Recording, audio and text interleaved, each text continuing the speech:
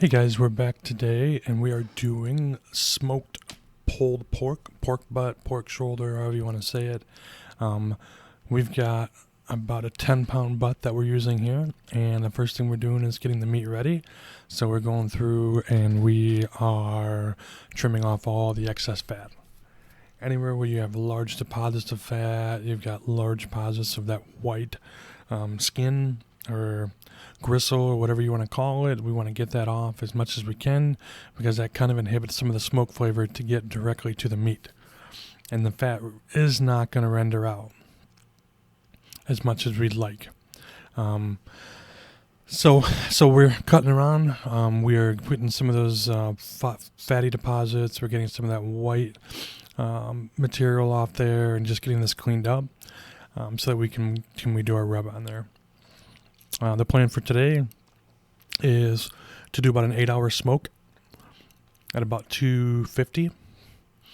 And last time we did that, it turned out perfect. Bone fell right out. The meat, well, you could cut through it just like butter, and it had great flavor to it. So we're getting it ready here.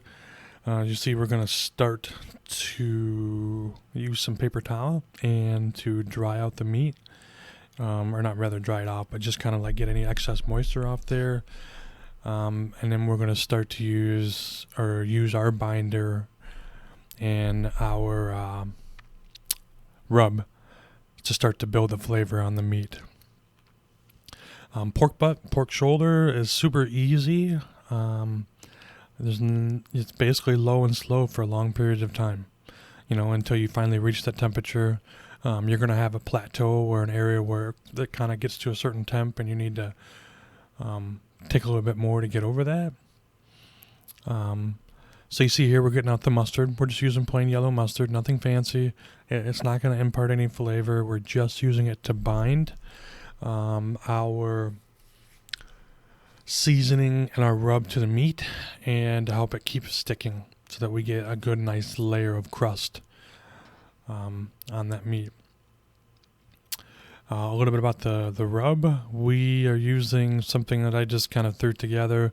I was going for a little bit of a Texas inspired, so equal parts black coarse ground pepper and coarse salt, and then half parts garlic and onion powder to give it a little bit of flavoring off of those as well. So you're not going to see the red color that you might get from using the paprika or any of the smoked stuff, the smoked spices or the cayenne, which I might throw that in the next time, but this time right here I was going more for the Texas style. So you can see here I'm putting it on pretty heavily, pretty good, patting it down so that it will stick to the meat. Make sure that we get a good layer of it on there. You can definitely see the yellow from the garlic powder and the onion powder. Give it a nice little contrast with the black and white. I'm going to continue to do this on all sides, top, bottom, sides, even the little flap. We want to make sure to get the rub and the mustard on every side of the pork butt to be able to make it so that it sticks well and it gives us a good flavor base.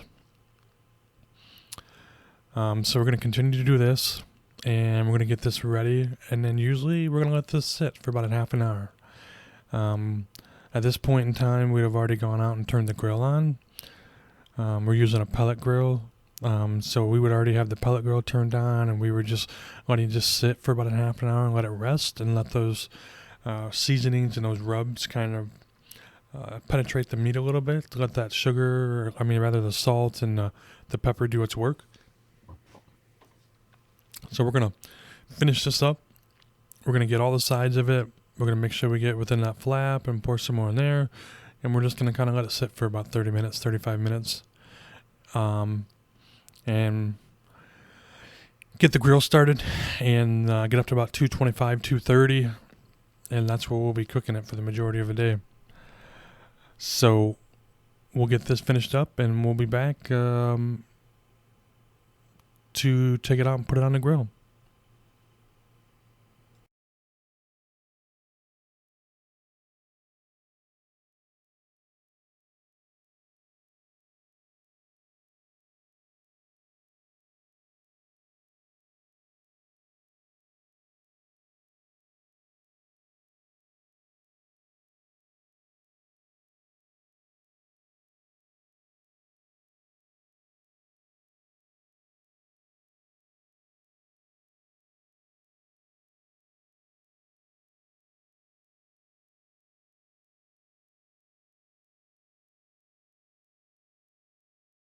Hey guys, so now you can see that the meat has been sitting for about a half an hour, and we're gonna take it out. The grill's been warmed up to about 225, 235, and you can take a look at that meat. You can definitely see that the rub is kind of sat in a little bit and kind of got itself into that meat, and it's definitely gonna give it some good flavor.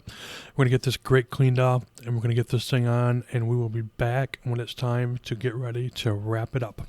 We'll see you in a bit.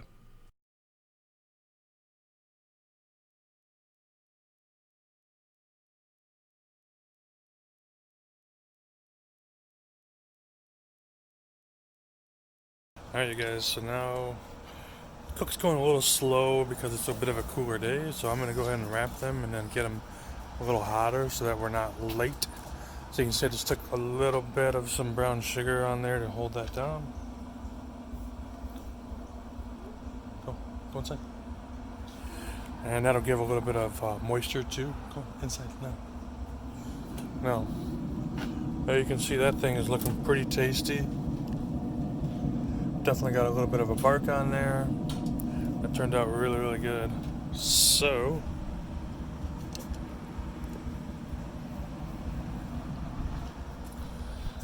set you back here.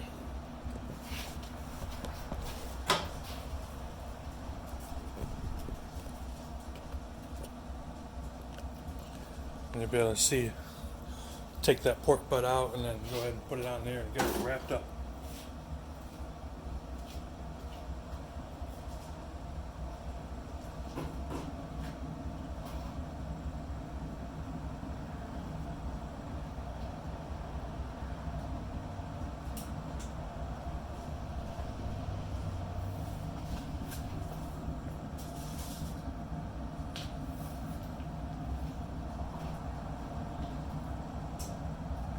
Put a little more brown sugar just to give a little more liquid and a little bit of sweetness on that. It kind of just dribbles right off.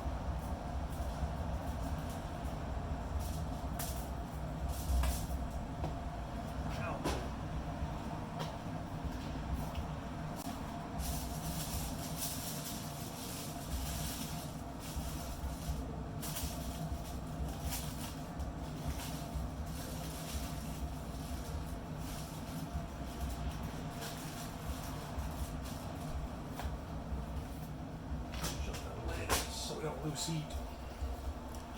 Be right back. Okay, so we had to go and get some more tin foil so we can get this thing wrapped up.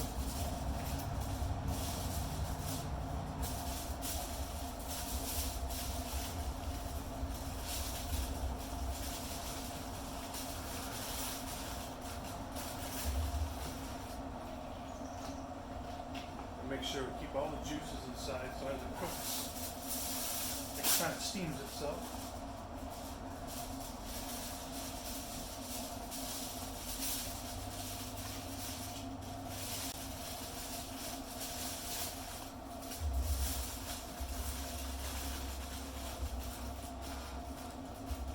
One more on top.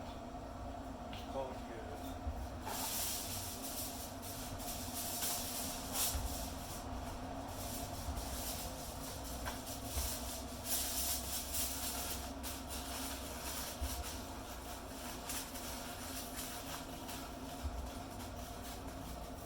Now we've got that wrapped up, so we're gonna crank up our heat to 275.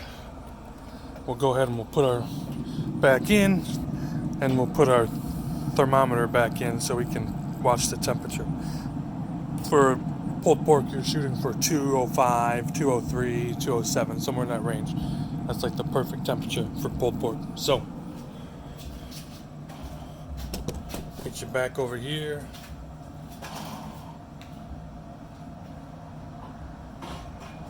Clean out the grill so we don't have any issues with the foil.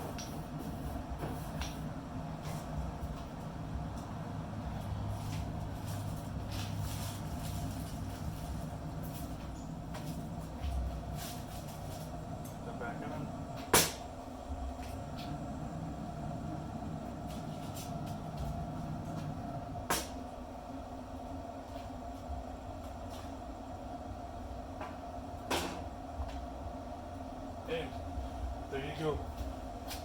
now we're at 140. So we got another 60 degrees to go and a 4-hour cook. Definitely should be ready to go. So we'll come back when we're ready to open it up. And that is what we're looking at. Smells amazing. Looks amazing. You can see that bone down there has just shrink right off. So more than likely, if I took a fork